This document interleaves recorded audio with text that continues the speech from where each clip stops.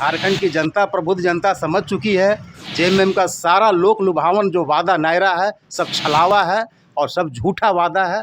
इसलिए झारखंड की जनता इस बार भारी बहुमत से भारतीय जनता पार्टी को पुनः सत्ता में चुन करके भेजेगी और बाबूलाल मरांडी की उनके ही सरकार बनेगी और बीजेपी के फुल बहुमत से सरकार बनने जा रही है। झारखंड का जेएमएम का इस बार पत्ता साफ है। ऐसा जब बाबूलाल मरांडी जी के नेतृत्व में जो है जेएमएम झारखंड का विकास हुआ था, तो फिर 2019 के चुनाव में उन्हें जो है हताशा क्यों नजर आई? हताशा इसलिए नजर आ रही कि देख रहे हैं उसमें आपस में भाग दौड़ लगी हुई है ना। अगर बीजेपी का पुराना कार्यकाल अच्छा था तो फिर जेएमएम की सरकार क्यों बनी? बीजेपी का पुराना कार्यकाल बिल्कुल अच्छा था, लेकिन बीजेपी जो आजसू के साथ थोड़ा सहयोग में घटक दल आपस में सहमति नहीं बना पाए, इसलिए जेएमएम की सरकार बन गई। कहने का तात्पर्य यह है कि बीजेपी अच्छा है लेकिन बिना बैसाखी के चल नहीं पाएगी। वो तो सर हर जगह होता है ना, हर जगह सहयोगी का मतलब साथ लेना ही पड़ता है। इसीलिए जो है इस बार बीजेपी जो है थोड़ी सी इसके सीट के चलते आजसू संबंध नहीं हो पाने के कारण 2024 को लेकर के जेएमएम की पुनः वापसी होगी या फिर बीजेपी की सरकार बनेगी? ये तो पूरा झारखंड जानता है कि जेएमएम की सरकार जिस तरीके से तुष्टीकरण की राजनीति चलती है और तुष्टीकरण के चलते और वो एक अपना सिगुफा नया छोड़ा है 1932 का खतियान का, जो कि सारे झारखंड की जनता जानती है कि वो कभी भी वो साबित होगा नहीं, सफल होगा नहीं। लेकिन फिर भी उन्होंने तुष्टीकरण की राजनीति करके एक वर्ग को खुश करने के लिए और वो एक वर्ग को वोट पाने के लिए तुष्टीकरण की राजनीति करती है। इसलिए जेएमएम का इस बार जाना साफ है और बीजेपी का सरकार भारी बहुमत से आना तय है।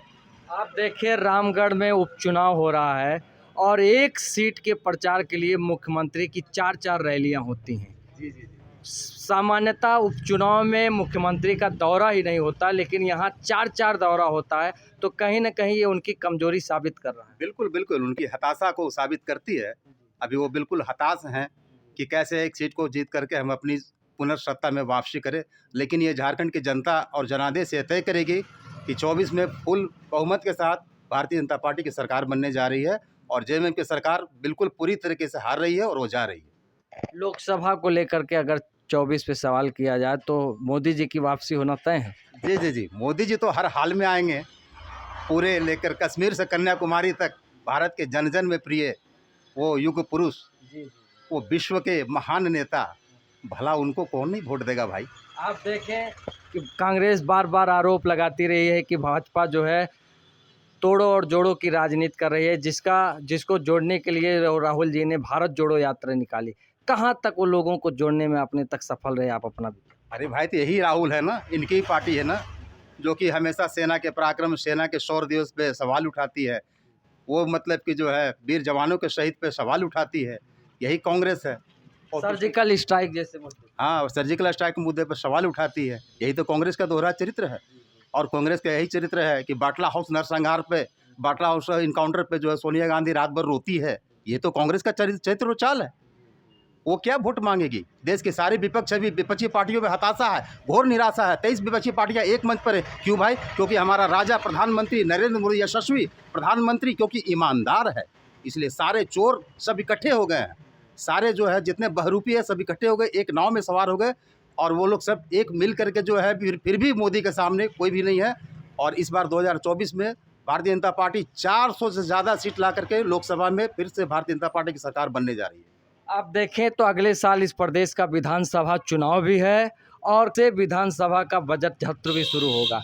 क्या इस बार कुछ उम्मीद है, हो सकता है जेएमएम कुछ लोक लुभावन कुछ इस तरह का बजट पास करे? झारखंड की जनता, प्रबुद्ध जनता समझ चुकी है जेएमएम का सारा लोक लुभावन जो वादा नायरा है सब छलावा है और सब झूठा वादा है। इसलिए झारखंड की जनता इस बार भारी बहुमत से भारतीय जनता पार्टी को पुनः सत्ता में चुन करके भेजेगी और बाबूलाल मरांडी की उनके ही सरकार बनेगी और बीजेपी के फुल बहुमत से सरकार बनने जा रही है। झारखंड का जेएमएम का इस बार पत्ता साफ है। ऐसा जब बाबूलाल मरांडी जी के नेतृत्व में जो है जेएमएम झारखंड का विकास हुआ था, तो फिर 2019 के चुनाव में उन्हें जो है हताशा क्यों नजर आई? हताशा इसलिए नजर आ रही कि देख रहे हैं उसमें आपस में भाग दौड़ लगी हुई है ना।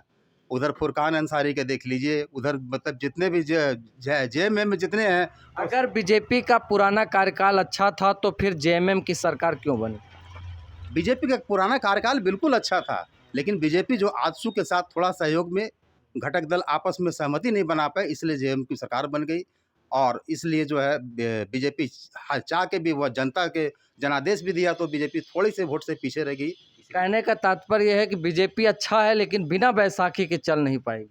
वो तो सर हर जगह होता है ना, हर जगह सहयोगी का मतलब साथ लेना ही पड़ता है। इसीलिए जो है इस बार बीजेपी जो है थोड़ी सी इसके सीट के चलते आंसू संबंध नहीं हो पाने के कारण जनादेश नहीं ले पाई, लेकिन इस बार जेएमएम की सरकार जो है बिल्कुल बुरी तरीके से परास्त होगी और इस बार जा रही है और भारतीय जनता पार्टी की पुनः सत्ता वापसी कर रही है।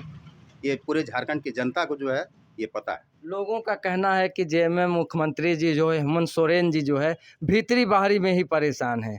ये मेरा झारखंडी है या न गैर झारखंडी। जी जी, बस यही तो इनके जो तुष्टीकरण की राजनीतिक है ना, वो तुष्टीकरण की राजनीति के तहत के वो अपना वोट पाना चाहते हैं। तो ऐसा ज़्यादा दिन नहीं चलता है। सबका साथ सबका विकास लेके चलना होगा, तभी झारखंड में वो सरकार बना पाएगी, चाहे किसी की भी सरकार हो।